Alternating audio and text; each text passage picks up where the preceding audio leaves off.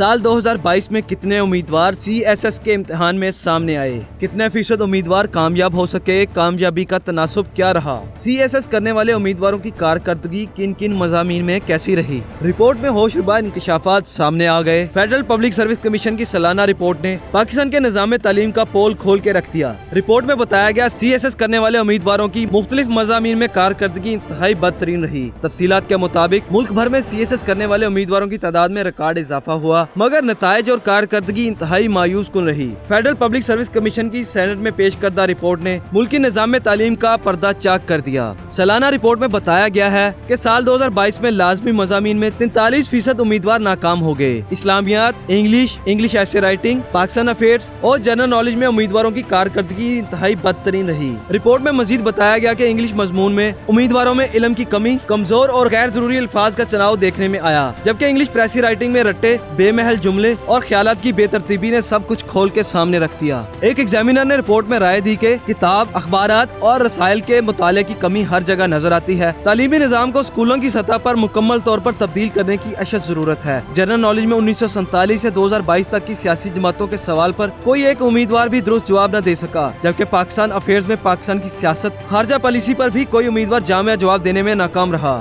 اسلامیات کے امتحان میں بھی امیدواروں کی کارکردگی نے فکر انگیز سوالات کو جنم دے دیا۔ امیدوار بنیادی اور آسان سوالات کے درست جواب دینے میں ناکام رہے۔ اگر نتائج کی بات کی جائے تو انگریزی کے مضمون میں 19,440 امیدواروں میں سے صرف 220 پاس ہوئے، جو کل امتحان دینے والے امیدواروں کی تعداد کا صرف 1% حصہ بنتا ہے، جبکہ پاکستان افیئرز میں بھی 1% امیدوار ہی کامیابی حاصل کر سکے۔ پاس ہونے والے امیدواروں میں پرائیویٹ تعلیمی اداروں کے 29%، سرکاری اداروں کے 11% امیدوار شامل ہیں، جبکہ غیر ملکی تعلیم یافتہ امیدواروں کی کامیابی کا تناسب 3% رہا، جبکہ سرکاری یونیورسٹیوں کے 15,523 امیدواروں میں سے صرف 320 امیدوار کامیاب ہو پائے، جبکہ پرائیویٹ یونیورسٹیز کے 496 امیدواروں میں سے صرف 12 کامیاب ہوئے۔ آپ کو CSS ایگزام میں کامیاب اور ناکام امیدواروں سے متعلق یہ معلوماتی رپورٹ کیسی لگی؟ ہمیں کمنٹ سیکشن میں ضرور بتائیں اور اس کو زیادہ سے زیادہ شیئر بھی کریں۔